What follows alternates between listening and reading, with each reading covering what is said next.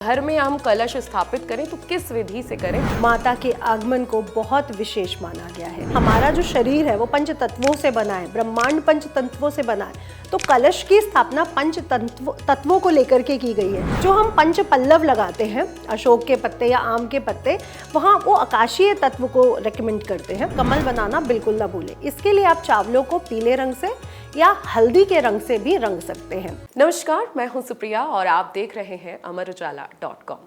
नवरात्रि यानी शक्ति की उपासना का पर्व, नवदुर्गा के आगमन का उत्सव और साधना का विशेष समय। चैत्र नवरात्रि का ज्योतिष में विशेष स्थान है क्योंकि यह नया विक्रम संवत लेकर आती है और इस दौरान ग्रहों की स्थिति विशेष रूप से जीवन को प्रभावित करती है। बहुत ही विशेष दिन होता है नवरात्रियों का। इस वर्ष की चैत्र नवरात्रि किस तरह से आपके जीवन में बदलाव ला सकती है, कौन से ज्योतिषीय संयोग इस बार विशेष लाभकारी रहने वाले हैं और किन उपायों से आपको माता रानी की कृपा प्राप्त होने वाली है, इस विषय पर विस्तार से चर्चा करने के लिए हमारे साथ मौजूद हैं गोल्ड मेडलिस्ट ज्योतिष मार्तंड डॉक्टर नितिशा मल्होत्रा जी। नमस्ते, आपका बहुत बहुत स्वागत है। माता रानी का पावन पर्व शुरू होने वाला है और सभी लोगों के मन में बस एक ही सवाल होता है कि माता रानी को कैसे खुश किया जाए। तो आपसे सबसे पहले सवाल हमारा यही रहेगा कि माता रानी को चैत्र नवरात्रि शुरू होने से पहले क्या क्या तैयारी हम लोगों को कर लेनी है जिससे कि माता रानी खुश हो जाए। सभी को जय माता दी। तो माता रानी आ रही है और हम सभी को आशीर्वाद देने आ रही है। और ये 9 दिन इतने पावन हैं क्योंकि हमारे धर्म शास्त्रों में, सनातन धर्म में भी माता के आगमन को बहुत विशेष माना गया है, जहाँ पर पूरी सृष्टि की रचना इसी दिन से शुरू होती है। विक्रम संवत का पहला दिन भी चैत्र मास की शुक्ल पक्ष की प्रतिपदा तिथि को शुरू होता है और माँ की नवरात्रि भी इसी दिन आरंभ हो जाती है। तो माँ के जो 9 रूप हैं, वो माँ अपने एक एक रूप को पृथ्वी पर, भूमि पर अपने बच्चों के लिए कैसे कैसे आगे बढ़ा रही है। उनका एक एक रूप हमारे जीवन की उत्पत्ति को दिखाता है। और चैत्र मास की नवरात्रि इसलिए भी बहुत विशेष हो जाती है क्योंकि सनातन धर्म की आरंभ, विक्रम संवत का आरंभ भी इसी दिन होता है, इसलिए और भी ज़्यादा विशेष हो जाती है। और माता रानी को मनाने के लिए, उनके भक्तों के लिए ये बहुत विशेष त्यौहार है जब माता रानी को हम लोग मना सकते हैं। देखिए, कहा जाता है कि जैसे ही नवरात्रि शुरू होती है, लाल चुनरी घर में ले आएं, कलश ले आएं, नारियल ले आएं और बहुत सारी चीज़ें होती हैं कलश स्थापना का। लेकिन सबसे महत्वपूर्ण स्थान नवरात्रि में होता है। तो कलश स्थापना का इतना महत्व क्यों है, क्यों किया जाता है कलश स्थापित, और अगर घर में हम कलश स्थापित करें तो किस विधि से करें, इसे भी थोड़ा सा आप बता दीजिए। तो कलश इसलिए ज़्यादा महत्वपूर्ण है क्योंकि कलश माँ दुर्गा से जुड़ा है, उनके रूप से जुड़ा है। और हमारा जो शरीर है वो पंच तत्वों से बना है, ब्रह्मांड पंच तत्वों से बना है। तो कलश की स्थापना पंच तत्वों को लेकर के की गई है। जो कलश है वो भूमि तत्व है, जो जल है वो जल तत्व है। उसकी जो गर्दन है वहाँ पे हम शिव जी का वास कहते हैं, मुख में उनके विष्णु जी का वास है, तले पे उनके ब्रह्मा जी का वास है, और जो जहाँ पे जल भरा जाता है वहाँ माँ दुर्गा का वास है। जो हम पंच पल्लव लगाते हैं, अशोक के पत्ते या आम के पत्ते, वहाँ वो आकाशीय तत्व को रेकमेंड करते हैं। तो 5 तत्व और हमारे 5 देव, क्योंकि जब कलश तैयार हो जाता है तो गणेश रूप ले लेता है। तो 5 तत्व और 5 देव जो हमारी रक्षा करते हैं, ये उसका निर्माण करता है जो हर पूजा में किया जाता है। जो हमारा सनातन धर्म में जितनी भी पूजाएं होती हैं, आप जनेऊ संस्कार देखें, आप नामकरण संस्कार देखें, वहाँ पे कलश स्थापना का विशेष महत्व होता है। 9 दिन की इस पूजा में भी कलश स्थापना का विशेष महत्व है क्योंकि 5 देव आपके एक्टिवेट हो जाते हैं और 5 तत्व आपके एक्टिवेट हो जाते हैं। और इस साल जो कलश स्थापना का विशेष मुहूर्त है वो सुबह 6:13 से आरंभ होकर 10:22 तक रहने वाला है। और दूसरा जो अभिजीत नक्षत्र का मुहूर्त मिलेगा वो 12:01 से शुरू होकर 12:50 तक रहेगा।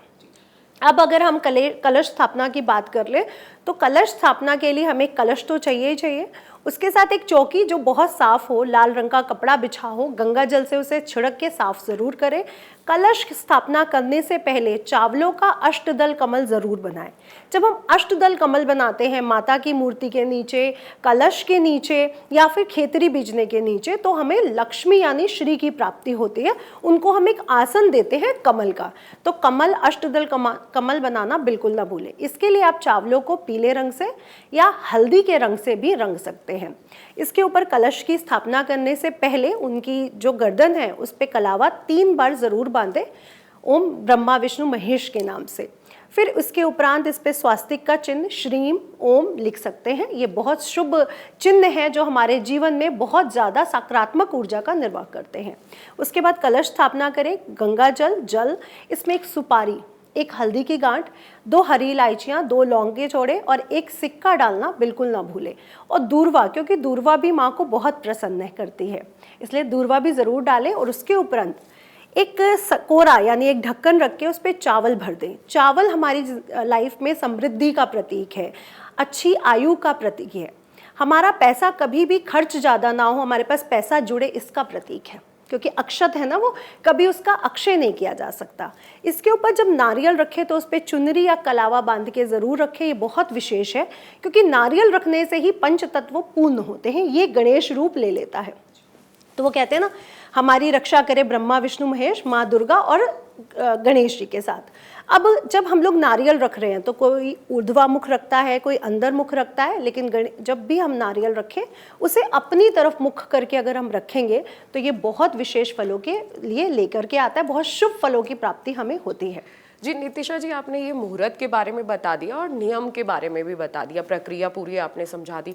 लेकिन बहुत सारे लोगों का सवाल होता है कि रोज़मर्रा की ज़िंदगी है, वैसे तो इस बार नवरात्रि रविवार की है, बहुत सारे लोगों की छुट्टी का दिन होगा ये, लेकिन किसी को समय नहीं है वो शुभ मुहूर्त में पूजा करने का। तो ऐसी स्थिति में क्या करें अगर शुभ मुहूर्त में पूजा ना हो पाए?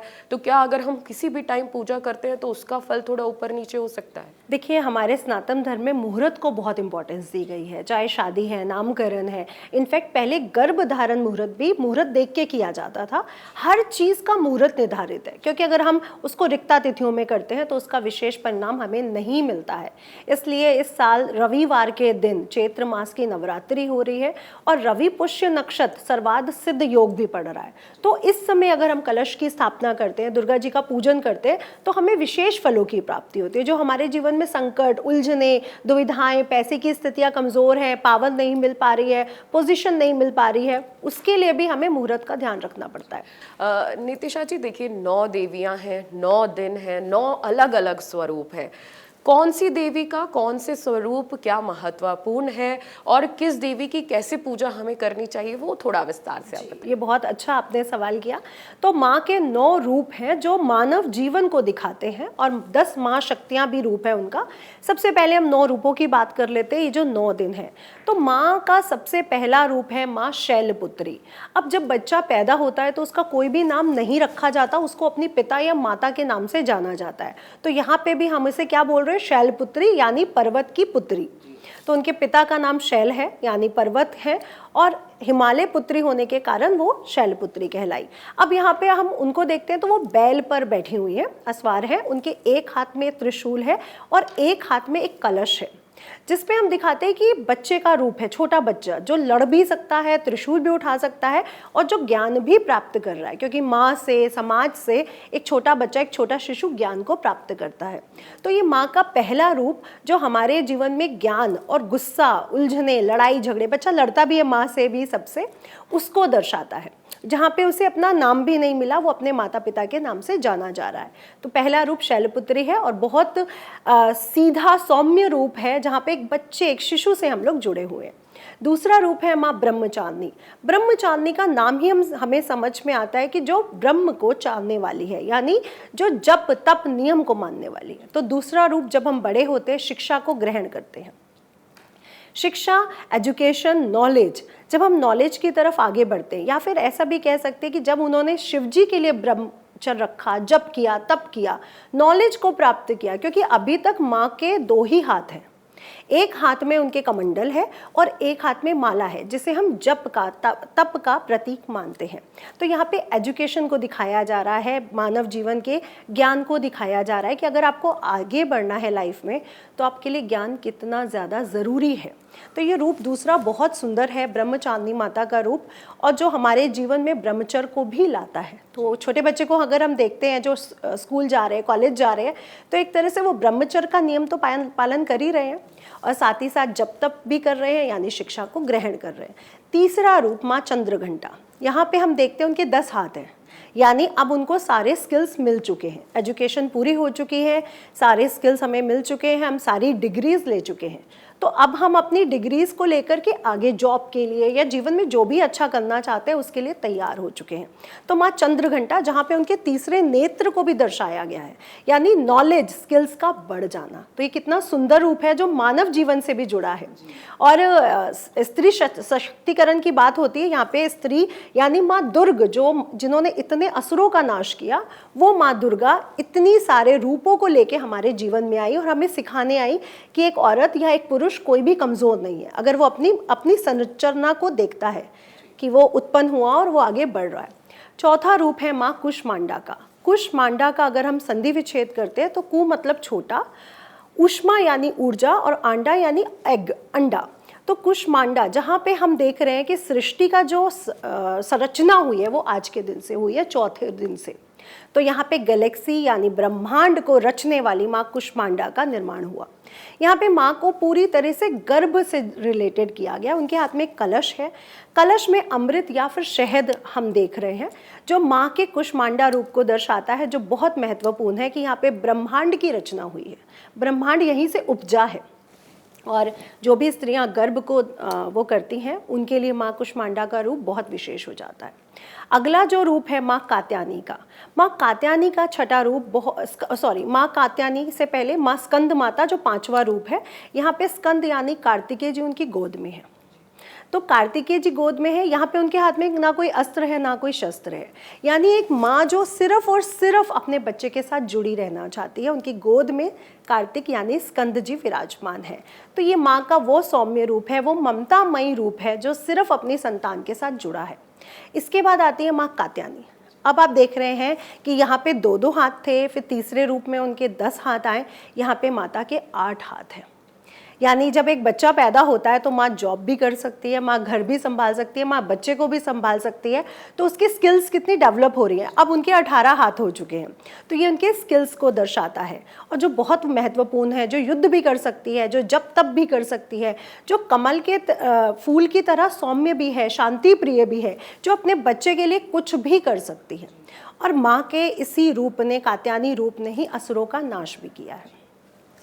माँ कात्यायनी के बाद अगला जो 7वां रूप आता है वो आता है कालरात्रि। कालरात्रि के 2 मतलब है, काली रात या फिर काल यानी जो समय है उसके ऊपर आगे बढ़ जाने वाली कालरात्रि। तो माँ कालरात्रि एक ऐसा क्रूर गुस्से वाला रूप है माँ का, जहाँ पे उन्होंने असुरों का संहार किया है। जहाँ जीवन में बच्चों के जब भी कष्ट आएगा तो माँ कालरात्रि के रूप में आके हमें बचाएंगी और हमारी रक्षा करेंगी। तो माँ कालरात्रि का रूप बहुत विशेष हो जाता है। अगर आपको जप तप नहीं कर सकते, आपको भय है तंत्र से या किसी नकारात्मक ऊर्जाओं से, तो माँ कालरात्रि आपकी रक्षा करती हैं। ये 7वां रूप है। और छठे दिन से ही आप देखते हैं कि पूजा की जो ऊर्जा है वो बहुत ज़्यादा बढ़ जाती है। 7वां दिन तो ऐसी ऊर्जा होती है, अब चारों तरफ देखते हैं कि ऊर्जा बहुत ज़्यादा बढ़ चुकी है। वो हमें अपने अंदर भी फील होती है, हमें अपनी नाभि में भी फील होती है कि ऊर्जा बहुत ज़्यादा बढ़ रही है। 8वां जो रूप आता है वो महागौरी का आता है।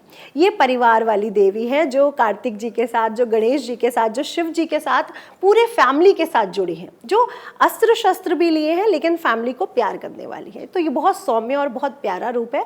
इसीलिए अष्टमी वाले दिन हम लोग पूजन करते हैं, जो गृहस्थी होते हैं, इसीलिए अष्टमी वाले दिन पूजन किया जाता है, क्योंकि हम परिवार के साथ रहते हुए गृहस्थ नियमों का पालन करते हुए माँ को मना रहे हैं। अब नवा जो रूप आता है माँ सिद्धिदात्री। अब माँ के पास सारे स्किल्स हैं, सारे गुण हैं, सारी चीज़ें आ चुकी हैं, वो ब्रह्मांड की रक्षा कर रही हैं। तो माँ का ये रूप सिद्धिदात्री देने वाला है, जहाँ पर एक महिला है जो अपने पोती को, अपने पोते को, अपने बच्चों को, अपने जमाई को, अपने बहू को सारे चीज़ें स्किल्स दे सकती है, एडवाइस दे सकती है, यानी सिद्धियाँ देने वाली माँ, नवनिधियाँ देने वाली माँ। तो ये माँ का संपूर्ण रूप है जो पूरे ब्रह्मांड की रक्षा कर रहा है और ब्रह्मांडीय ऊर्जा को मानवीय ऊर्जा के साथ जोड़ भी रहा है। तो ये नवा रूप माँ का बहुत महत्वपूर्ण है सिद्धिदात्री का, क्योंकि माँ अब हमें सिर्फ और सिर्फ देने आती है। जी बिल्कुल, 9 देवियां, 9 स्वरूप और हर माता की अलग अलग सिद्धियां, अलग अलग ताकत, अलग अलग शक्तियां। ये तो 9 रूपों की बात हो गई, लेकिन अभी थोड़ा सा दुविधा है इस बार की चैत्र नवरात्रि में कि ये नवरात्रि 8 दिन की है या 9 दिन की है, क्या अष्टमी नवमी एक दिन मनाई जाएगी? तो ये हमारे दर्शकों की जो दुविधा है वो आप दूर करें। हाँ जी, तो इस बार 8 दिन की नवरात्रि है। अष्टमी और नवमी, राम नवमी या फिर सिद्धिदात्री माँ का दिन, ये एक ही दिन मनाया जाएगा। और इस बार माँ आ भी रविवार के दिन रही है, रवि पुष्य नक्षत्र पे, रवि संयोग पे, और जा भी रविवार रही है, वो भी अगेन रवि पुष्य नक्षत्र पड़ रहा है, रवि संयोग पड़ रहा है। तो बहुत विशेष है ये माँ का आना भी और माँ का जाना भी। तो इस बार अष्टमी नवमी एक ही दिन मनाई जाएगी। 6 अप्रैल को अष्टमी भी है और नवमी भी है। नितिशा जी, अभी आपने बताया कि माँ का आना जाना बहुत ज़्यादा विशेष है, तो हमने कई बार सुना भी है कि माँ का वाहन बताता है, वो संकेत देता है कि भविष्य में क्या होने वाला है, अच्छा होगा या बुरा होगा, या बहुत सारे संकेत। तो इस बार माता का वाहन क्या रहेगा और माता का वाहन क्या संकेत लेकर आ रहा है? तो माता का वाहन बहुत शुभ संकेत और हमें अशुभ संकेत भी दे सकता है। इस बार माता गज यानी हाथी पर विराजमान होके आ रही है और जा भी गज पर रही है। गज पर आना यानी शांति का प्रतीक, ऊर्जा का प्रतीक और सकारात्मक ऊर्जाओं के बढ़ने का प्रतीक है, समृद्धि का प्रतीक है। तो हमारे जीवन में इस बार माँ के आना ये दर्शाता है कि हमारे जीवन में समृद्धि आने वाली है। जहाँ पर हम ग्रह गोचर की बात कर रहे हैं, लोग शनि परिवर्तन से डरे हुए हैं, राहु परिवर्तन से डरे हुए हैं, इतने बड़े बड़े नवग्रह परिवर्तन 2025 में हो रहे हैं, वहीं माँ का गज पे आना सुख और समृद्धि का प्रतीक माना जा रहा है। आपने बताया, अभी ग्रहों की चर्चा की, ग्रहों की बात की, तो जैसे ही नवरात्रि शुरू हुई उससे पहले जो है सूर्य ग्रहण भी लगा, शनिश्चरी अमावस्या भी उस दिन थी और बहुत सारे जो ग्रह हैं इधर उधर गए हैं। तो इसका क्या प्रभाव नवरात्रि पर रहेगा या राशियों पर भी इसका कोई विशेष सहयोग या विशेष प्रभाव पड़ने वाला है? तो एक ही दिन पहले हम देख रहे हैं कि अमावस्या तिथि तो हर बार ही आती है चैत्र नवरात्रि के पहले। अमावस्या अगर बुरी है तो दिवाली अमावस्या पर नहीं मनाई जाती, और अगर पूर्णमासी इतनी शुभ है तो होली पूर्णमासी पर नहीं पड़ती। तो अमावस्या तिथि अपने आप में ही विशेष है। अमावस्या तिथि न्यू मून यानी नए प्रारंभ को, आरंभ को दिखाती है। तो जो अमावस्या तिथि है उसी दिन सूर्य ग्रहण का पड़ना, शनि अमावस का होना और शनि का राशि परिवर्तन करना, ये क्या चीज दिखा रहा है? अगर हम ध्यान से देखें कि अमावस्या तिथि पर नकारात्मक शक्तियां बहुत ऊर्जावान हो जाती हैं, सूर्य ग्रहण पर भी तंत्र मंत्र सिद्ध होते हैं, नकारात्मक शक्तियों को कैद किया जाता है, पॉजिटिव ऊर्जा, सकारात्मक शक्तियों को बढ़ाया जाता है। तो एक दिन पहले सूर्य ग्रहण का होना, शनि अमावस, इतनी बड़ी अमावस होना और शनि का राशि परिवर्तन करना, ये बताता है कि जितनी भी नकारात्मक ऊर्जा है वो बहुत ज्यादा ताकतवर हो रही है। लेकिन अब दूसरे ही दिन माँ का आना, वो भी गज पर आना, ये दिखाता है कि माँ का आशीर्वाद है, वो सारी नकारात्मक ऊर्जाएं अब कहीं ना कहीं छुपेंगी, अपना सहारा ढूंढेंगी कि कोई तो उनको सहारा दे, क्योंकि दुर्ग यानी दुर्गा जिन्होंने सारे असुरों का नाश किया वो आ रही हैं। तो ये बहुत विशेष समय है जहां पर नकारात्मक ऊर्जाएं बहुत एक्टिवेट हुई हैं और माँ का आना वो भी गज पर, वही जो लोग कह रहे हैं ना कि शनि राशि परिवर्तन है, शनि अमावस है, ये होगा वो होगा, तो ये प्रतीक है माँ का गज पे आना कि जो भी चीजें हैं मैं आशीर्वाद देने, ब्लेस करने अपने बच्चों के पास आ रही। तो मतलब जो भी होगा या जो भी राशि परिवर्तन है, जो शनि है वो मीन राशि में प्रवेश कर रहे हैं और ग्रहों के बहुत सारे उथल पुथल हमें देखने को मिलेंगे, तो मतलब दर्शकों को घबराने की बात नहीं है। बिल्कुल, तो दर्शकों को बिल्कुल घबराने की बात नहीं है। वैसे भी जो माँ के आशीर्वाद से जुड़ा है, माँ से जुड़ा है, उससे तो वैसे भी डरने की बात नहीं है। माँ दुर्ग रूप है, अस्त्र शस्त्रों को लिए हैं, असुरों का नाश करने वाली हैं और सकारात्मक ऊर्जा को बढ़ाने वाली हैं। जी देखिए, अभी जो चल रहा था कि किसी के जीवन में शनि की 7.5 चल रही थी, किसी राशि वालों के बारे में जीवन में, या किसी के में अब ढैया चल रही थी। लेकिन अभी जो ये परिवर्तन हुआ अमावस्या से, बहुत सारे ग्रह इधर उधर हुए, जिससे कि जो ये सारी चीजें थी आगे पीछे हुई, किसी के में अब रहेगी, किसी के में शनि जो 7.5 है वो आएगी। ऐसे में नवरात्रि के दिनों में कुछ विशेष उपाय हैं कि लोग पहले से पहले भगवान को मना लें, थोड़ा सतर्क हो जाए कि जो जीवन में उथल पुथल आने वाला है या जो अच्छी चीज आने वाली है वो थोड़ा बैलेंस होके चले। तो अब हम देख रहे हैं कि शनि राशि परिवर्तन कर रहे हैं और वो मीन राशि में जा रहे हैं, जहाँ पे 7.5 अभी भी कुंभ, मीन और मेष की आरंभ हो रही है। लेकिन अब कुंभ का लास्ट सेकेंड फेज शुरू हुआ है, लास्ट फेज वो मेष में आके कंप्लीट करेंगे। तो यहाँ पे 3 राशियों की 7.5 चल रही है। और ढैया की अगर मैं बात करूँ, जब चंद्रमा से चौथे 8वें शनि होते हैं तो ढैया लगती है। तो यहाँ पर सिंह राशि और धनु राशि की ढैया आरंभ होने जा रही है। तो अगर बहुत ध्यान से देखा जाए कि सिंह राशि के स्वामी पर ग्रहण लगना, दुर्गा जी के आने से पहले ही, नवरात्र शुरू होने से पहले ही, इस साल विक्रम संवत भी 30 अप्रैल को ही शुरू हो रहे हैं, जिस दिन माँ दुर्गा आरंभ हो रही हैं। अब यहाँ पर जो राजा बन रहे हैं वो भी सूर्य हैं, मंत्री भी सूर्य हैं। तो सूर्य ग्रह बहुत ज़्यादा पावरफुल होने जा रहा है। ग्रहण के बाद भी उसकी ऊर्जा बढ़ने जा रही है, क्योंकि वो राजा और मंत्री भी बनने वाले हैं। तो बिल्कुल अपना ग्रहों पर असर तो दिखाएंगे ही दिखाएंगे, और लोग डर भी रहे हैं। तो मैं सबसे पहले कहूँगी, अगर आप माँ को मनाते हैं, किसी भी तरह से उनको साधना करते हैं, दुर्गा सप्तशती का पाठ करते हैं, दुर्गा जी के विशेष मंत्र ओम जयंती मंगला काली भद्रकाली कपालिनी दुर्गा शिवा क्षमा धात्री स्वधा स्वाहा नमस्तुते सर्वमंगल मांगले शिवे सर्वार्थ साधिके शरण्ये त्र्यंबके गौरी नारायणी नमस्तुते, या श्री सूक्तम कनक धारा का पाठ कर लेते हैं तो भी आपको विशेष फलों की प्राप्ति होती है। और एक उपाय जो सब ग्रहों को शांत कर सकता है, माँ पर डेली अगर आप गन्ने का रस या अनार के रस से उनका अभिषेक कर देते हैं तो नवग्रह शांत हो जाते हैं। तो उनका अभिषेक जरूर करिए, जैसे हम सावन में शिव जी का अभिषेक करते हैं, माँ का अभिषेक होना बहुत जरूरी है, इससे नवग्रह शांत रहते हैं। अच्छा, ये 9 दिनों में ही करने हैं या वैसे भी हम कर सकते नहीं, हैं? 9 दिनों में तो करना ही करना है, वैसे भी हम कर सकते हैं। अगर आप डेली नहीं कर सकते जॉब के कारण तो फ्राइडे कर लीजिए, दुर्गा अष्टमी पर कर लीजिए, शुक्ल पक्ष की अष्टमी तिथि पर, अदरवाइज डेली करिए, बहुत ही अच्छा है। अच्छा, जैसे आप मंत्र और ये सब थोड़ा थोड़ा आपने बताया, लेकिन कोई एक ऐसा मंत्र जो इंसान चलते फिरते कर ले, जो ज़्यादा कठिन भी ना हो और माता रानी की साधना भी हो जाए? जी, तो दुर्गा जी का निर्वाण मंत्र, जिसमें माँ सरस्वती, माँ काली और माँ लक्ष्मी तीनों लीन है। माँ सरस्वती जो ज्ञान की देवी है, माँ लक्ष्मी जो धन की देवी है, और माँ काली जो सभी विपत्तियों से बचाने वाली देवी है, काल को हरने वाली देवी है। ओम ऐं ह्रीं क्लीं चामुंडाय विच्चे, ये सभी को करना चाहिए, पुरुषों को, स्त्रियों को, बच्चों को। ये माँ का ऐसा मंत्र है जो आपको हर तरह से बचाता भी है, हर संकट से, आपके जीवन में बुद्धि विवेक को भी बढ़ाता है और आपके जीवन में धन की स्थिति को भी स्ट्रॉन्ग करता है। जी देखिए, अभी हमने ग्रहों की बात करी, तो ग्रहों का बदलाव बहुत ज़्यादा इस बीच देखा जा रहा है। और क्या इस समय जो ग्रह के बदलाव हो रहे हैं वो राजनीति, अर्थव्यवस्था या देश पर कोई असर डालने वाले हैं? बिल्कुल, जैसे कि हम देख रहे हैं विक्रम संवत और माँ दुर्गा का चैत्र नवरात्रि का आरंभ, सूर्य ही राजा सूर्य ही मंत्री हैं, तो इसका पूरा का पूरा प्रभाव हमारी राजनीति पर पड़ेगा।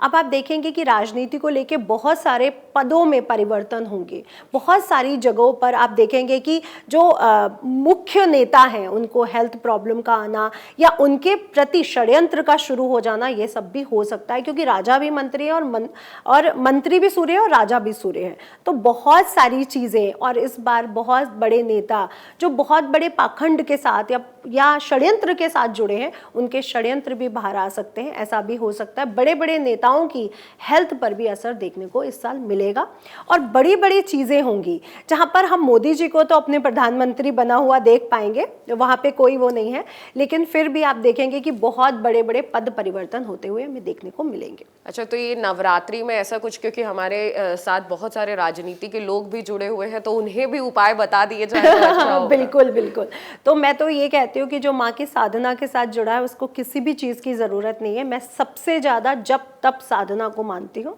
उसके उपरांत अगर आप राजनीति से जुड़े हैं तो माँ पीताम्बरा जो दतिया शक्तिपीठ है, जो हिमाचल प्रदेश शक्तिपीठ है, यहाँ पे ज़रूर जाएं। और हिमाचल प्रदेश में हवन का नियम है और दतिया में जप तप का नियम है। अगर आप अपनी पद प्रतिष्ठा को बढ़ाना चाहते हैं, राजनीति को स्ट्रॉन्ग करना चाहते हैं, तो माँ पीताम्बरा आपको हर प्रकार के कलह कलेश से, आपको कोर्ट केसेस से, आपको राजनीति में बहुत उच्च पद की प्राप्ति करवा सकती हैं। तो माँ पीताम्बरा को ब्रह्मास्त्र रूपिणी भी कहा गया है। ओम ब्रह्मास्त्र रूपिणी देवी माता चित्त शक्ति माता को बहुत विशेष ब्रह्मांड की रूपिणी कहा गया, ब्रह्मास्त्र रूपिणी कहा गया है।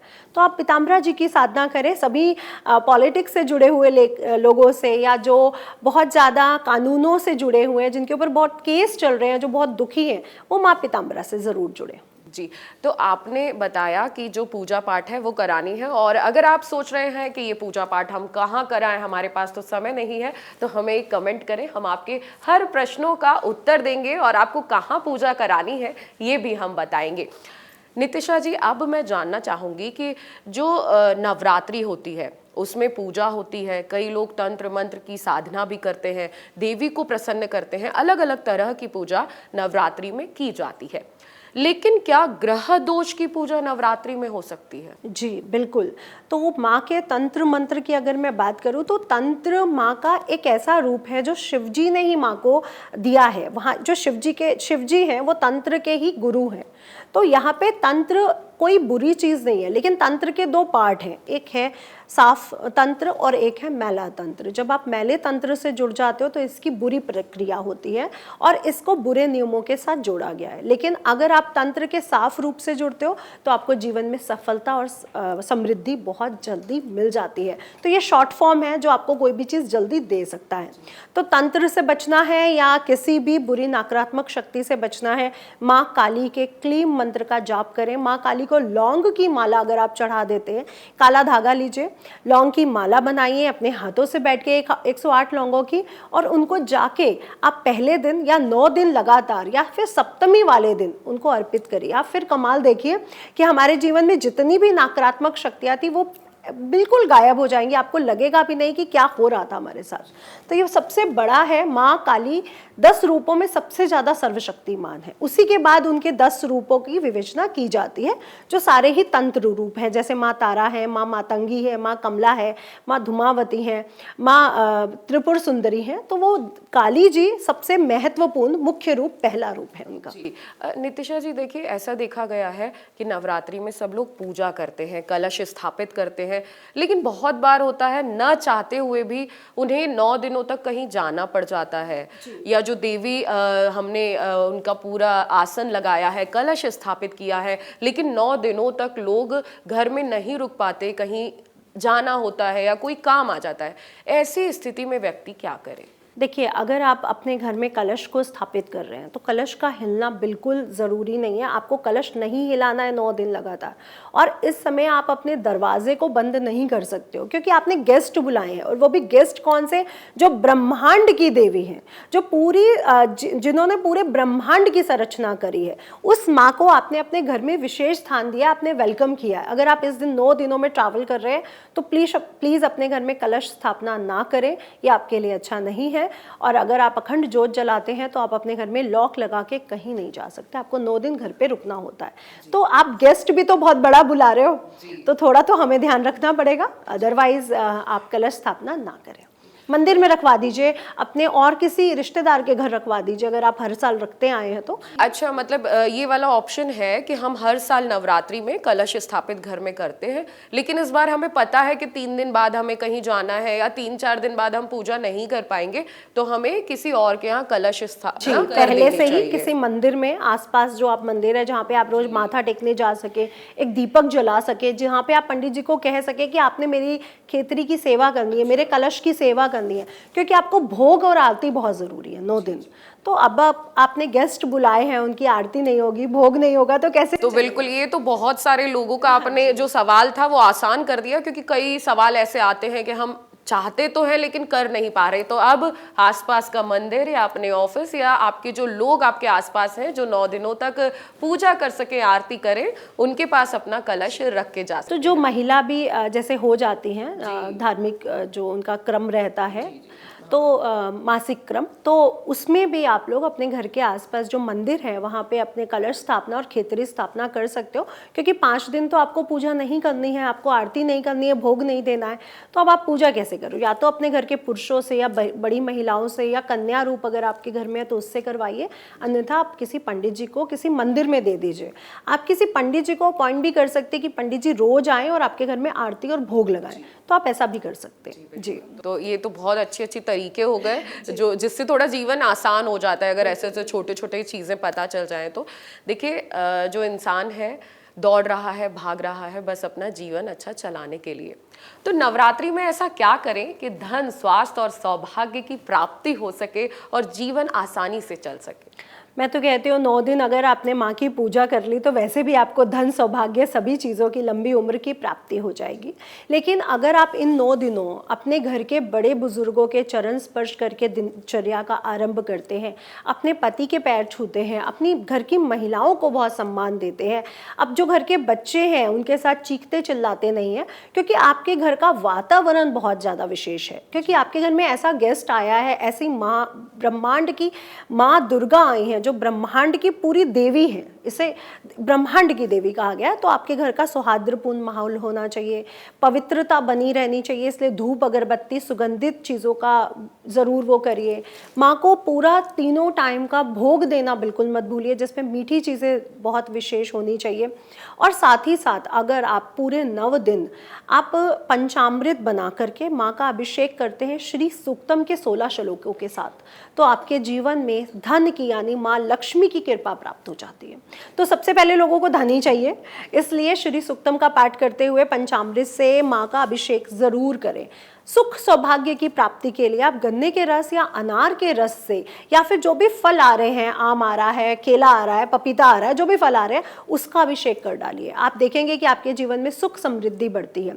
अपने घर में दुर्गा सप्तशती का पाठ जरूर करें, क्योंकि उसमें कीलक स्त्रोत भी है, काली स्त्रोत भी है, लक्ष्मी स्त्रोत भी है। तो आप जब पूरा दुर्गा सप्तशती पढ़ रहे हैं तो वो आपके जीवन में हर पहलू जो हमारे जीवन के लिए ज़रूरी है वो हमें मिलता है, इसलिए दुर्गा सप्तशती का पाठ करना बिल्कुल ना भूलें जी। आप थोड़े से उपाय बता रही हैं बातों में, तो बहुत सारे लोग हैं जो ये जानना चाहते हैं कि हमारे जीवन को आसान करने के लिए कुछ ऐसे खास उपाय बता दिए जाएं जो हम चलते फिरते कर लें।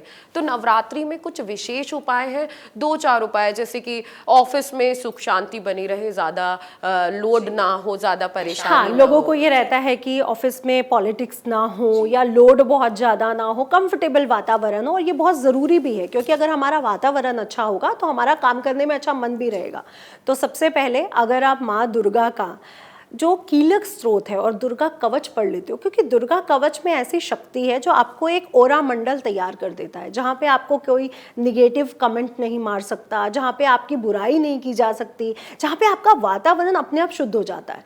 तो दुर्गा कवच का पाठ अगर आप याद कर लेते हैं, कुछ दिन लगेंगे आपको याद करने में, उसके बाद ऑफिस में चलते फिरते, ट्रैफिक है, आपका कार ड्राइव कर रहे हो, आप इसका जाप करते रहिए, आपको एक ओरा, जो स्ट्रॉन्ग ओरा, एक कवच मिल जाएगा जिसको भेद पाना एक असुर के लिए भी नामुमकिन है। तो ये तो ऑफिस का स्टाफ है, इसलिए दुर्गा कवच का पाठ जरूर करें। देखिए बहुत सारे लोगों का ये भी सवाल होता है कि कुछ ऐसा उपाय जो हम नवरात्रि में कर लें कि घर में सुख शांति बनी रहे, कलेश ना हो, झगड़े ना हो, तो नवरात्रि में कुछ खास उपाय? जी, एक बहुत विशेष उपाय आपको बताना चाहूँगी जो मैं बहुत सालों से कर रही हूँ, प्रतिदिन कर रही हूँ। ये आप नवरात्रि से शुरू करके हमेशा कर सकते हैं। इससे घर में सुख समृद्धि बढ़ती है और आपके कलह कलेश दूर हो जाते हैं। जो हस्बैंड वाइफ में लड़ाई हो रही है, बच्चे बात नहीं मानते हैं, बुजुर्गों के साथ आपके अनबन हो जाती है, वैचारिक मतभेद आप लोगों के हो जाते हैं, बातें नहीं मैच करती हैं, या डिनर या लंच करते समय छोटी छोटी बातों पर विवाद हो जाता है कईयों के घरों में। आपने सुबह हल्दी वाला जल लेना, यानी 1 लोटा पानी लीजिए, उसमें थोड़ी सी हल्दी और जल मिलाइए, अपने मुख्य द्वार के बाहर जाइए और माता को, श्री हरि विष्णु को, लक्ष्मी जी को प्रसन्न करने के लिए आप जल को छिड़कना शुरू करिए और एक प्रार्थना करते जाइए कि लक्ष्मी जी, श्री हरि विष्णु के साथ माँ दुर्गा, शिव जी, हमारे घर में पंचदेव विराजमान हो, गणेश जी विराजमान हो, जिससे हमारे घर में रिद्धि सिद्धि के दाता शुभ लाभ के दाता गणेश जी भी आ जाएंगे, विष्णु जी भी आ जाएंगे, और विष्णु जी जहाँ आ गए वहाँ लक्ष्मी जी कभी जा नहीं सकती हैं, तो स्थायी निवास हो जाता है। और दुर्गा जी का रूप तो वैसे भी बच्चों का पालन करने वाला है, तो माँ दुर्गा को भी ज़रूर बुलाइए और पूरे घर में छिड़कते जाइए। आप अपने डबल बेड पर, सोफ़ा पर, किचन में, बाथरूम में नहीं जाना है, बाथरूम के गेट तक जाइए बस, इससे ज़्यादा नहीं। पेड़ पौधों पर, बालकनी पर, हर जगह इस जल को छिड़किए सुबह सुबह। और आप देखेंगे इसके बाद आप अपनी पूजा वगैरह कर लीजिए, सूर्य देवता को जल देना, मंदिर में पूजा करना। आप देखेंगे कि कुछ ही दिनों में आपके घर का वातावरण चेंज हो जाएगा और पैसा आप लोगों के घर टिकने लगेगा। लोगों की शिकायत रहती है पैसा टिकता नहीं है, तो पैसा टिकने लगेगा इस उपाय से। तो ये हल्दी वाला जल हमारे जीवन में प्रॉस्पेरिटी को लाता है, विष्णु तत्व को बढ़ाता है, और जब विष्णु तत्व बढ़ जाता है तो श्री यानी लक्ष्मी तत्व अपने आप स्ट्रांग हो जाता है। जी नितिशा जी, बहुत छोटे उपाय आप बता रहे हैं और ये कोई भी कर सकता है।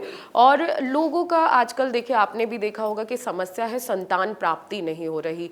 कई डॉक्टरों को दिखा लिया, बहुत पूजा पाठ कर लिया, लेकिन ऐसा कुछ नवरात्रि में एक बार कोशिश करें या कुछ उपाय करें ताकि माता रानी का आशीर्वाद उन पर बना। तो जैसे कि मैंने आपको बोला, जो गर्भ धारण नहीं कर पा रही हैं या फिर जो गर्भ धारण तो किया है सूर्य ग्रहण के कारण या और कोई तकलीफ ना हो उनके जीवन में, तो आप माँ कुष्मांडा की पूजा जरूर करें, आराधना जरूर करें।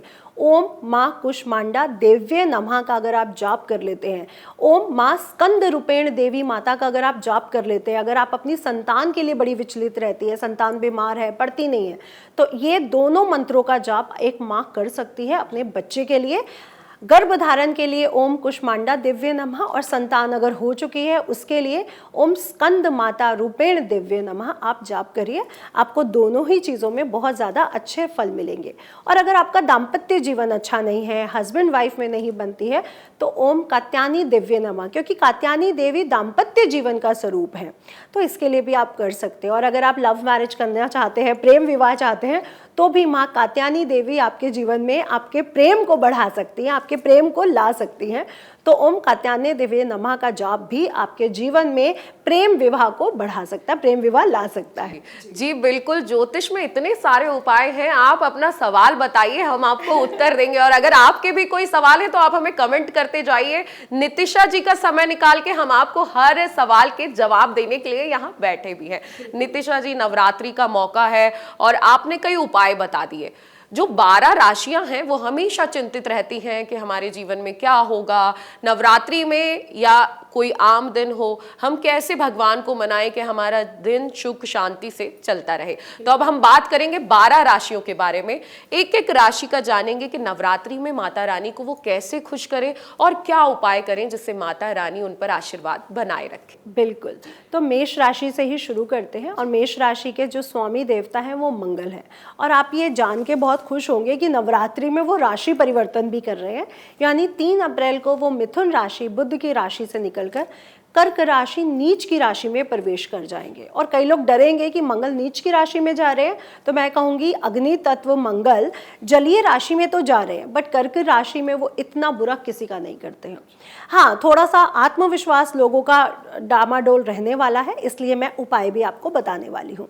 तो मेष राशि के लोग पूरी नवरात्रि के दिन अगर माँ का शहद से अभिषेक कर देते हैं, अनार के रस से अभिषेक कर देते हैं, चुकंदर के रस से अभिषेक कर देते हैं, तो जिनको खून से संबंधित दिक्कतें हैं, ब्लड संबंधी दिक्कतें हैं, क्योंकि आजकल लोगों को ब्लड संबंधी दिक्कतें बहुत आ रही हैं, मंगल का राशि परिवर्तन है, सूर्य राशि परिवर्तन कर रहा है, तो इस समय ब्लड संबंधित विकार बढ़ते हैं जब मंगल नीच के हो जाते हैं। तो चुकंदर से ज़रूर माँ का अभिषेक करिए 9 के 9 दिन। और शिवलिंग पर अगर आप हर मंगलवार को रख के आते हैं चुकंदर, तो आपको ब्लड संबंधित विकार दूर होते हैं।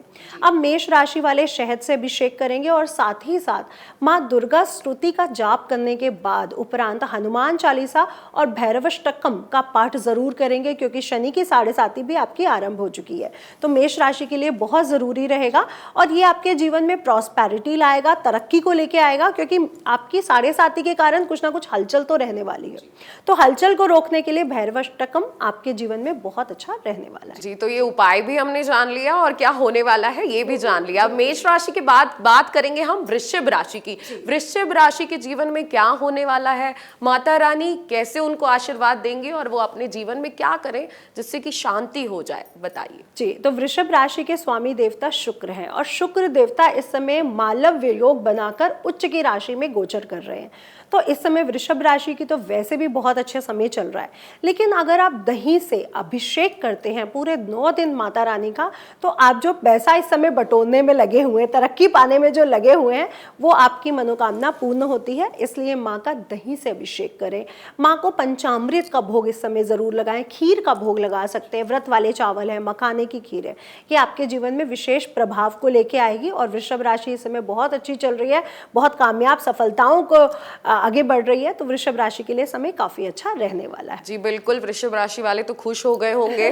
तो अब हम बात करेंगे आगे मिथुन राशि की, कि मिथुन राशि का जीवन जो थोड़ा कठिनाइयों से गुजरा है पिछला, वो अब आगे कैसा रहेगा। जी, अब मिथुन राशि के लग्न में ही गोचर कर रहे थे मंगल महाराज, तो कठिनाइयां तो उनको रही हैं दाम्पत्य जीवन को लेके, उनके अपने नेचर को लेकर के। अब मंगल महाराज भी आपके आगे बढ़ रहे हैं, जो कर्क राशि में गोचर करने जा रहे हैं, यानी मिथुन राशि की बल्ले बल्ले होने वाली है। पैसे की स्थिति बहुत स्ट्रांग हो रही है क्योंकि लक्ष्मी योग बनने वाला है। तो 3 को मंगल ग्रह गोचर करेंगे और 5 को चंद्र महाराज भी वहीं पहुंच जाएंगे। नीच भंग राजयोग की स्थापना होगी और साथ ही साथ धन लक्ष्मी योग भी बनेगा। तो मिथुन राशि की तो बल्ले बल्ले होने वाली है। आपके लिए बहुत अच्छा रहेगा पूरे 9 दिन माता रानी पर दूर्वा चढ़ाना, या दूर्वा के रस से अगर आप अभिषेक कर देते हैं तो फिर मैं क्या बात कहूं कि मिथुन राशि वाले पैसे गिनना नहीं वो रोक पाएगी, इतना पैसा उनके जीवन में आएगा। तो बस बिल्कुल आपको दही चढ़ाना है और पैसों की बरसात करने के लिए माता रानी तैयार ही है। अब बात करेंगे कर्क राशि की। कर्क राशि का जो आने वाला समय है वो कैसा रहने वाला है, माता रानी की क्या वो विशेष उपासना करें कि माता जी खुश हो जाएं।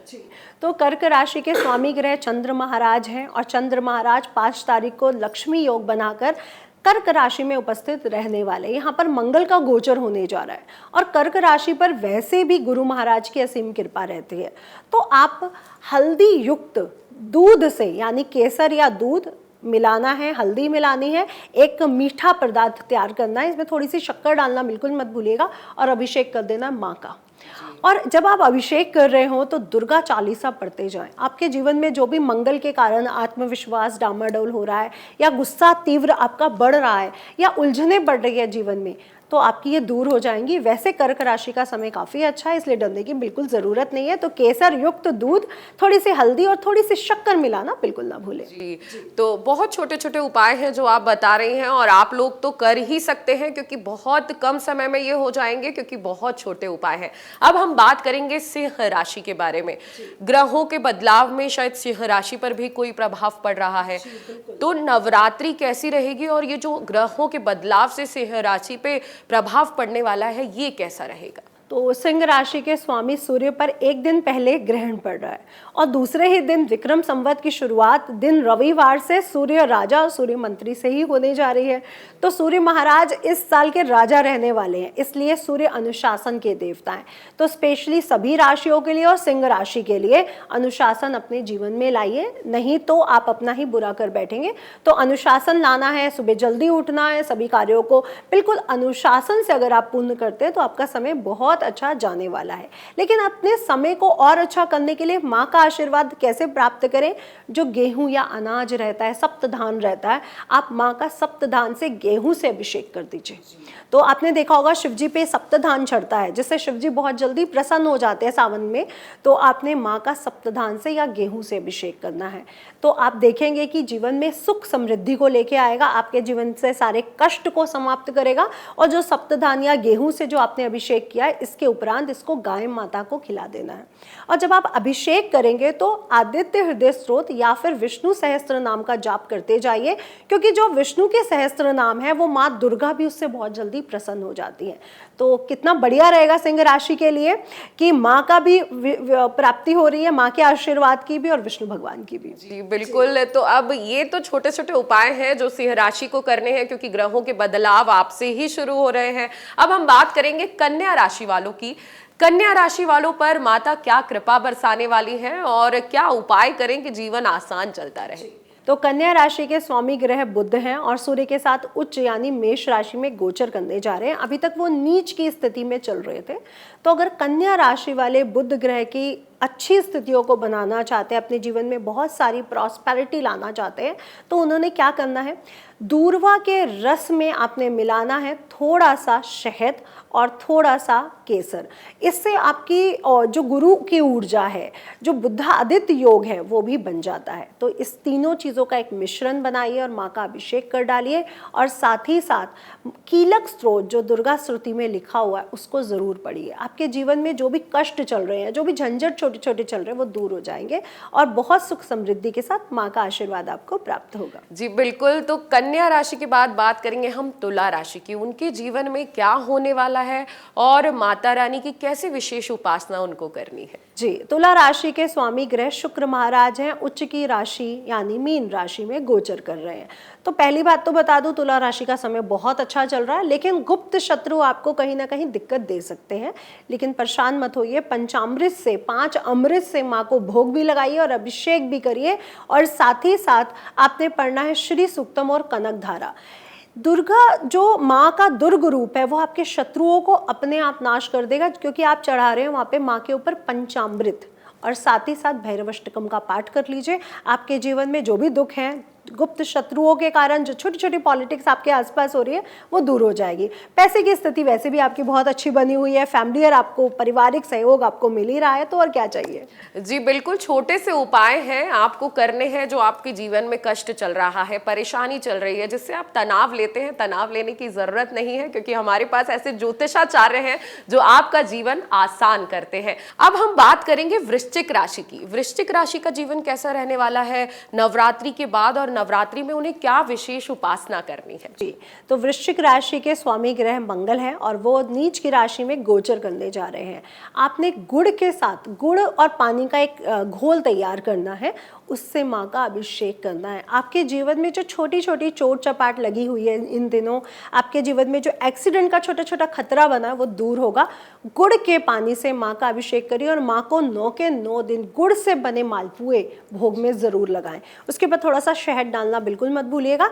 और इस समय अगर आप गजेंद्र मोक्ष का पाठ कर लेते हैं माता को अभिषेक करते समय, या दुर्गा सप्तशती पढ़ लेते हैं, तो आपको विशेष फलों की प्राप्ति होती है। वैसे तो वृश्चिक राशि का सभी अच्छा चल रहा है, लेकिन आपकी ढैया भी खत्म हो रही है, लेकिन जो छोटी छोटी चोट चपाट का योग है वो भी दूर हो जाएगा। जी बिल्कुल। अब बात करेंगे धनु राशि के बारे में। धनु राशि का जीवन वैसे तो ठीक चल रहा था, लेकिन कुछ उतार चढ़ाव अभी देखने को मिल रहे थे। अब नवरात्रि से या ग्रहों के परिवर्तन से धनु राशि के कैसे दिन आने वाले हैं और माता रानी की वो क्या विशेष आराधना करें जिससे उनका जीवन आसान रहे? तो धनु राशि की जैसे कि ढैया शुरू हो रही है, लेकिन मैं कहूंगी डरने की जरूरत नहीं है, क्योंकि धनु राशि पर वैसे भी गुरु महाराज की असीम कृपा बनी रहती है। तो आपने क्या करना है, केसर युक्त जल से, यहाँ पे दूध का प्रयोग नहीं करना है, केसर युक्त जल लेना है। पानी और केसर को मिक्स करिए और इसका अभिषेक माता रानी पर कर डालिए। और साथ ही साथ आपने जो जाप करना है वो रहेगा कीलक स्त्रोत का, और साथ ही साथ दुर्गा जी के जो 108 नाम हैं उनका जाप करिए। आप दुर्गा जी के नामों को पढ़ते जाइए और इसका अभिषेक को ढैया का असर देखने को मिल रहा है, जो माइनस निगेटिव प्रभाव ला रही है ढैया, वो आपके जीवन में नहीं आएंगे और आपका ये 2.5 साल बहुत आराम से गुजर जाएगा। तो आप डेली भी कर सकते हैं, लेकिन नवरात्रि के दिनों में जरूर करें। जी बिल्कुल। अब हम बात करेंगे धनु राशि के बारे में, मकर राशि की, क्योंकि सभी राशियों को उत्सुकता होती है कि मेरा नंबर कम आएगा। तो अब जो मकर राशि है वो नवरात्रि में क्या उपाय करे और उसका जीवन कैसा रहने वाला है, उस पर थोड़ा प्रकाश डालिए। तो माँ को लौंग बहुत प्रिय है, कपूर और लौंग की आरती की जाती है। माँ को लौंग और पान का बीड़ा दिया जाता है। अगर आप पूरे 9 दिन लौंग से माँ का अभिषेक कर देते हैं और बताशों से अगर माँ का अभिषेक कर देते हैं, तो माँ बहुत जल्दी प्रसन्न होगी। और मकर राशि की तो वैसे भी 7.5 खत्म हो रही है, तो जीवन से कठिनाइयाँ आपकी जा रही हैं, लेकिन लौंग से अभिषेक करके देखिए, आपके आने वाले साल और आने वाले कई साल बहुत बेहतरीन हो जाएंगे। तो मकर राशि के लिए लौंग और बताशों का अभिषेक बहुत विशेष फल लेके आ रहा है। जी, तो ये तो बात हो गई मकर राशि की। अब बात करेंगे कुंभ राशि की। कुंभ राशियों ने बीते दिन बहुत चुनौतियां देखी हैं, कई उतार चढ़ाव देखे हैं, लेकिन अब नवरात्रि से कुंभ राशि वाले क्या उम्मीद रखें और कैसे माता रानी की उपासना करें ताकि माता रानी अब उन पर आशीर्वाद बनाए और कोई विपदा उन पर ना आए। तो कुंभ राशि की 7.5 का सेकेंड फेज शुरू हुआ है और मैं आपसे कहूंगी कि आपके घर में एक बहुत जरूरी चीज़ हमारे पूर्वजों के द्वारा बोली जाती थी, गूगल और लुभान को जलाना। अपने घर में गूगल लुभान का धुआं ज़रूर करें, क्योंकि नकारात्मक शक्तियां आपको थोड़ा सा दुखी कर सकती है। वैसे आपकी पैसे की स्थिति बहुत स्ट्रांग होने वाली है, इसलिए अनार के रस से माँ का अभिषेक आपके लिए बहुत विशेष रहने वाला है, क्योंकि शनि का रंग नीला है और अनार के रंग भी पर्पल सा नीला सा रंग आता है, उससे शनिदेव बहुत जल्दी प्रसन्न हो जाते हैं। तो अनार के रस से माँ का अभिषेक करके देखिए, आपके जीवन में जो भी रुकावटें आ रही थी वो पल में अब आपकी दूर होने लग जाएंगी। जी, अब बात करेंगे अंतिम मीन राशि की, क्योंकि मीन राशि वालों को इंतजार रहता है कि हमारा नंबर कब आएगा, और अब मीन राशि का इंतजार आ चुका है। तो आप बता दीजिए कि माता रानी की उपासना उनको कैसे करनी है और क्या विशेष संकेत लेकर आ रही है माता रानी। तो मीन राशि की 7.5 चल रही है और मीन राशि के लोग घबराए भी हैं, क्योंकि 5 ग्रहों की पंचायत होने वाली है इस नवरात्रि पर मीन राशि में। तो आपने क्या करना है, मीन राशि धर्म की राशि है, जलीय राशि है, शनि का आना शुभ संकेत को लेकर के आ रहा है। मैं फिर भी कहूंगी कि मीन राशि में जब जब शनि आए हैं धर्म को आगे बढ़ाया, तो धर्म बढ़ने वाला है। इसलिए आप धार्मिक पुस्तकों का दान मंदिरों में जाके ज़रूर करिए। मीन राशि वाले, आपको बहुत विशेष फलों की प्राप्ति होगी। हर मंदिर जो आपके घर के आसपास है झंडा लगवाइए, इससे भी आपको बहुत अच्छे रिजल्ट मिलेंगे। और अगेन केसर युक्त दूध और हल्दी युक्त दूध से अगर आप माँ का अभिषेक करते हैं, दुर्गा सप्तशती का पाठ करते हुए, कनक धारा का पाठ करते हुए, तो आपके जीवन में जो जॉब को लेके, नौकरी को लेकर, पैसे को लेकर के जो टेंशन हो रही है वो भी दूर हो जाएगी। तो एक बार मेरे कहने से केसर युक्त दूध से माँ का अभिषेक करिए और फिर देखिए आपके जीवन में आने वाले कमाल को। बिल्कुल नितिशा जी, आपने ये जो छोटे छोटे उपाय बताए हैं निश्चित ही हमारे दर्शकों की जो प्रॉब्लम्स हैं उन्हें हल करने में ये सहयोग करेंगे। अब जब 12 राशियों की बात हो गई है, ग्रहों की बात हो गई है, शुभ मुहूर्त की बात हो गई है और नियमों की बात हो गई है, तो अब हम बात कर लेते हैं अष्टमी नवमी की, जिस दिन माता रानी को विदा किया जाता है, कन्या भोज कराया जाता है। उसके क्या नियम है, थोड़ा विस्तार से बता दीजिए और फिर हम अपने अंतिम सवाल की ओर बढ़े। हाँ जी, तो अष्टमी नवमी, अष्टमी जैसे महागौरी का दिन है। इस दिन परिवार यानी गृहस्थ जो होते हैं वो लोग माता की जो कन्या भोग है वो करवाते हैं, माँ को विदाई देते हैं। और माँ इस बार विदा भी गज पर ले रही हैं। तो आप लोग सुबह सुबह ब्रह्म मुहूर्त के समय, क्योंकि अष्टमी नवमी एक ही दिन पड़ रही है, उसी समय ब्रह्म मुहूर्त के समय उठकर अपने छोले पूड़ी हलवे का प्रसाद बना ले। कई लोग चावल बनाते हैं, कई लोग नहीं बनाते हैं, लेकिन हलवा छोले पूड़ी होता है, क्योंकि काला जो अनाज है, जो चने हैं, वो होना बहुत शुभ रहता है। इससे जो राहु केतु शनि के जो दुष्ट प्रभाव है वो भी आपके समाप्त होते हैं। तो इसका भोग माँ को लगाने के उपरांत दक्षिणा के साथ आप कन्या भोज जरूर कराएं, ब्राह्मणों को भोज जरूर कराएं, गौ माता को जरूर भोग लगाएं और अपने घर के बड़ों को भी पहले बिठाएं। उसके उपरांत आप खाना करें, अपना भोजन स्वीकार करें। ये आपके लिए बहुत विशेष रहता है। दुर्गा सप्तशती का पाठ करना आज के दिन बिल्कुल ना भूलें। इसमें आपके जीवन के सभी पहलुओं को लेके एक एक अध्याय है जो हमारे जीवन में सभी संकटों को दूर करता है। तो दुर्गा सप्तशती का पाठ जरूर करें। इसके उपरांत नवमी तिथि लग जाएगी, तो 12 बज के कुछ मिनट 12:49 पे आपकी तिथि चेंज हो रही है। यहाँ पे आप कन्या भोज, जो गृहस्थ जीवन से नहीं जुड़े, जो साधु महात्मा, जो बड़े बड़े अलग रह के अपने जीवन यापन कर रहे हैं, वो कन्या भोज ज़रूर कराएं। और कन्या भोज के साथ साथ अगर आप 9 गाँव को भी भोजन करवा देते हैं, 9 कन्याओं को भोजन करवाते हैं, 9 महिलाओं को भोजन करवाते हैं, तो विशेष फलों की प्राप्ति होती है। तो मैं आप सभी से कहूँगी, लोग कन्या भोजन कराते हैं क्योंकि माँ कन्या रूप में है। जो माँ त्रिपुर सुंदरी है वो 16 साल 12 साल की कन्या रूप में, इसलिए उनको भोजन करवाया जाता है। लेकिन सुहागनों को भी भोजन जरूर कराएं, क्योंकि शुक्र राहु एक साथ चल रहे हैं और जून तक एक साथ रहने वाले हैं। तो अगर आप सुहागन महिलाओं को भोजन करवा देते हैं नवमी वाले दिन, अष्टमी पर कन्या और नवमी पर सुहागन स्त्रियों को, तो इससे जो लंपट योग या स्त्री दोष की जो स्थापना हो रही है, इससे भी आपको मुक्ति मिलती है। जी बिल्कुल, आपने इतनी छोटी छोटी बातें बताई और हर चीज को बारीकी से बताया। आप जो भी इस वीडियो को देख रहे हैं, हमारे विशेष कार्यक्रम को देख रहे हैं, अगर आपके कोई सवाल है तो हमें कमेंट जरूर करें, हम आपके हर सवालों का जवाब देंगे। देखिए, अब नवरात्रि का पावन पर्व है, जाते जाते आपने इतनी विशेष चीजें बता दी हैं, तो जाते जाते अब आपको हमें ये बताना है कि हम ऐसी क्या चीजें हैं जिन्हें विशेष हमें ध्यान रखना है और जो आगे का जीवन चलने वाला है, क्योंकि नया संवत हमारा अभी से शुरू होता है, जो हिंदू धर्म का है, नवरात्रि से शुरू हो जाएगा, तो पूरे साल अब हमें किन बातों का ध्यान रखना है? ये बहुत अच्छा क्वेश्चन है कि नवरात्रों से हमारा विक्रम संवत शुरू हो रहा है, तो पूरा साल हम कौन सी बातों का ध्यान रखें। राजा सूर्य, मंत्री सूर्य, यानी अनुशासन। अब क्या है, लोग 10 बजे उठ रहे हैं, 8 बजे उठ रहे हैं, नहीं। अब अगर आपको ये साल अपने जीवन में सफलता को लाना है तो आपने सूर्य उदय के समय उठ जाना है। सूर्य आदित्य हृदय का पाठ जरूर करिए, विष्णु सहस्त्र नाम पढ़ लीजिए, दुर्गा कवच पढ़िए, अपने गुरु मंत्रों का जाप करिए। आप देखेंगे जब अपने जीवन को आप अनुशासन लाएंगे तो आपको ये साल सफलता से कोई नहीं रोक सकता। दूसरा, जितना रात्रि का पहर आगे बढ़ता है उतना राहु ज़्यादा प्रभावशाली हो जाता है, इसलिए रात को टाइम से सोइए। टाइम से सोने से आपका चंद्र ग्रह भी अच्छा होता है, शनि राहु केतु भी आपको बुरा इफेक्ट नहीं दे पाते हैं, इसलिए अनुशासन का आना बहुत ज़रूरी है। झूठ से बच के रहें, तामसिक भोजन से बच के रहें। जो तामसिक भोजन है, जो तामसिक चीज़ें हैं, वो हमारे अंदर तम जो गुण है उसको ज़्यादा प्रभावशाली करते हैं। तो जब हमारे तामसिक गुण प्रभावशाली हो जाएंगे तो हमारा अध्यात्म में, हमारा किताबों में, पुस्तकों में मन कैसे लगेगा भाई। तो इसलिए अपना तामसिक भोजन से बच के रहें। मैं सबसे कहूँगी जितना आप लोग अवॉइड कर सके उतना अच्छा है, क्योंकि आयुर्वेद भी यही कहता है कि तामसिक भोजन हमारे पेट के लिए भी अच्छा नहीं होता, शरीर के लिए भी अच्छा नहीं होता। और नेचर के साथ जुड़े, क्योंकि सूर्य ग्रह आपको ऊर्जा दे रहा है, रोशनी दे रहा है, सब कुछ तो सूर्य ग्रह दे रहा है। हम उन्हें क्या देते हैं? एक लोटा जल। तो नेचर के साथ जितना आप इस साल जुड़ते हो उतना आपके लिए अच्छा है, क्योंकि आज हम लोग फ्लैट्स में, कोठियों में रह रहे हैं जहाँ पे हम नेचर से दूर होते जा रहे हैं।